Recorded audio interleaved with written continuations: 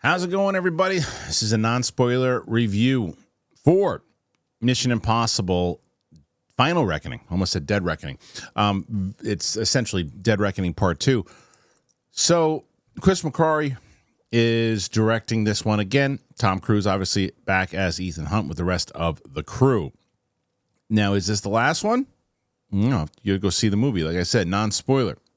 But nonetheless, let's talk about my thoughts on said film. So the last movie I thought was a fun adventure. I liked it better the second time I saw it at my place. The first time I saw it, I thought it was a fun time at the movies. The action scenes, the stunts, all of that. Watching that and watching Tom Cruise do his thing and some great moments overall. But I felt like it was less clever than the previous installments. I felt the same about this movie. There are two scenes in this movie that are worth the price of admission alone. There's two particular scenes. Again, I don't want to spoil it for. I'll say water and air is what I'll say. Water and air. Those two scenes alone worth the price of admission. But I'm afraid that's kind of what Mission Impossible right now, this version of it, has really become. It's like, okay, what's Tom Cruise going to do in this movie? And I know it's always been a thing, but it's always been a mixture of, well, what's the actual plot involved with it too? And the plot here it's fine, but it's a bit bloated. I love the relationship with his team. I love the relationship that he's got overall with the team. That's always the reason of why Ethan Hunt is doing what he's doing. I think there were some good ways that they tied the franchise as a whole together. Other times I thought it was a bit forced.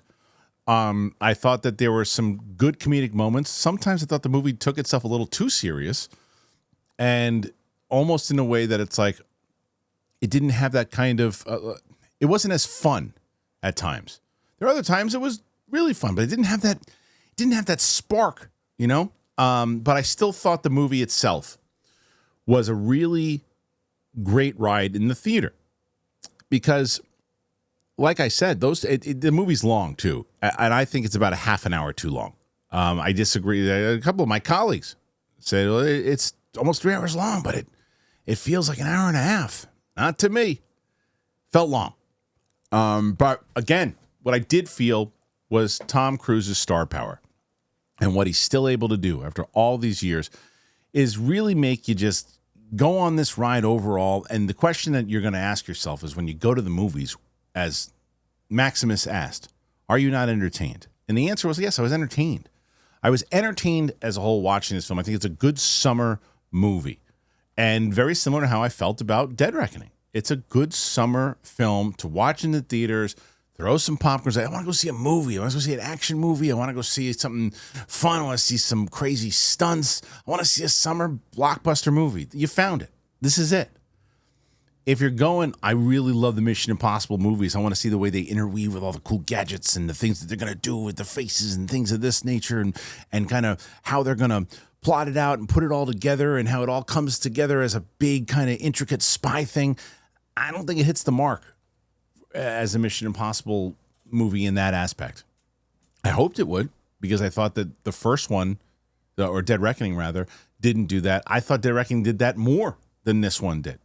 This one is really about the spectacle of, holy shit, I can't believe he just did that twice. And those moments are worth it.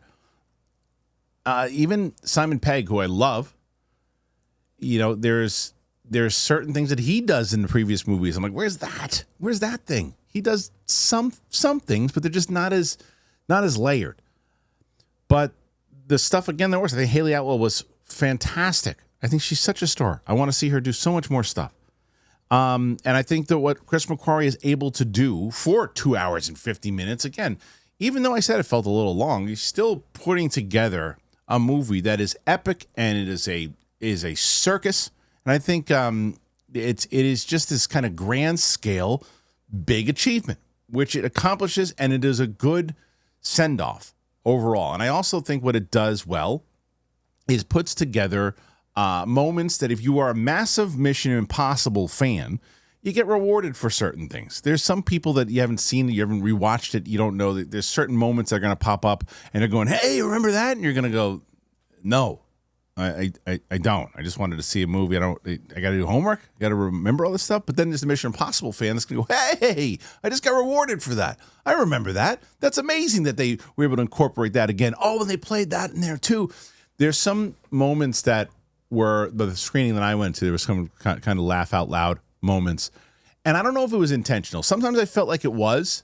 Like they maybe weren't taking themselves so seriously. And other times I felt like, oh, they got a laugh there that I don't know if they were supposed to get a laugh there. So I'm kind of all over the place with this one too, because if someone said, well, is it a good movie? Should I go see it in the theater? I would say, absolutely go see it in the theater. You should watch this one in the theater. It's Tom Cruise in a Mission Impossible movie. And you want to go, I haven't been to the movies in a little bit.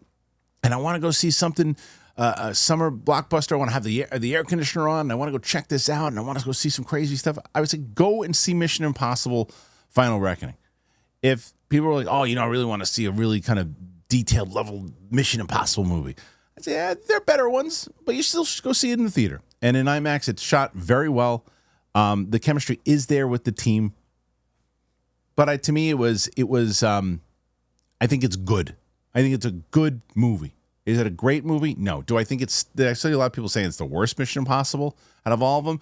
2 still has that that award for me. But this one, will I ever watch it again? Yeah, I probably will. I'll probably watch it again.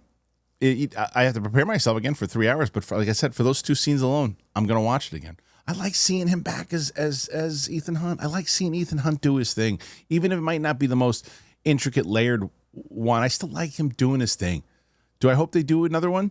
Like I said, I'll let you go see the movie, and then we can discuss that at another time.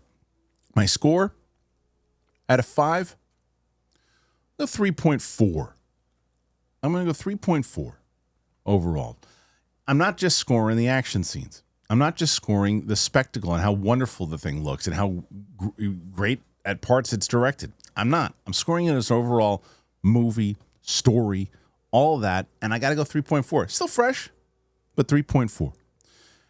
How about you guys? You want to see the movie? Do you care about the movie? Do you not want to see the movie? You're going to go check it out in the theater? You're going to wait for streaming? What say you? If you did see the movie and you found this afterwards, what were your thoughts? Let's have a discussion, whether you agree, whether you disagree.